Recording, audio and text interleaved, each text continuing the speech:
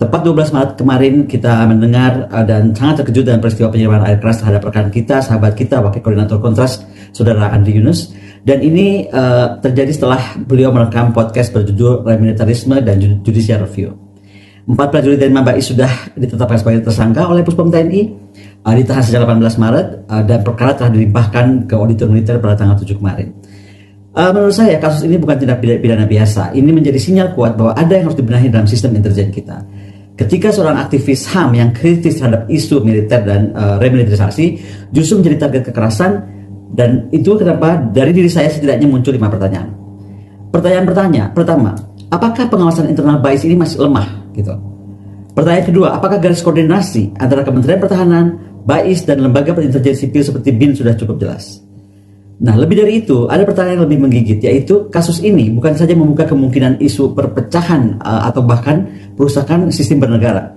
Jadi, sekali lagi, ini bisa membuka adanya anggapan setidaknya dari saya, ada perpecahan dalam, atau mungkin perusakan dalam sistem bernegara kita.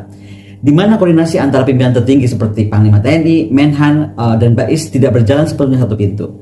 Akibatnya, oknum bisa bertindak di luar kendali atau terlalu banyak kendali. Jadi bukan saja dia bisa di luar kendali, bisa juga terlalu banyak kendali. Satu dari Menhan, satu dari Panglima TNI, satu dari wakil dari Kabais, satu dari Wakabais misalnya.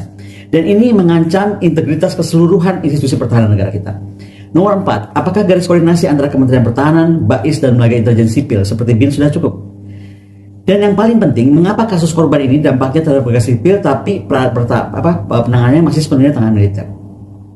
Satu hal yang harus digarisbawahi oleh Menteri Pertahanan, Panglima TNI, dan teman-teman TNI, ini saya harus garisbawahi ya, membahas jujur dan terbuka terutama poin 3 saya ulangi. Kasus ini membuka kemungkinan adanya isu perpecahan atau bahkan perusakan sistem bernegara, di mana koordinasi antara pimpinan tertinggi seperti Menhan, Panglima, dan BAIS tidak berjalan sepenuhnya satu pintu. Kalau itu terjadi betul, kita tidak sedang melemahkan TNI ya. Sekali lagi, yang kita berkumpul hari ini, kita ingin memperkuat TNI dan BAIS agar menjadi institusi yang semakin profesional, modern, dan dihormati rakyat.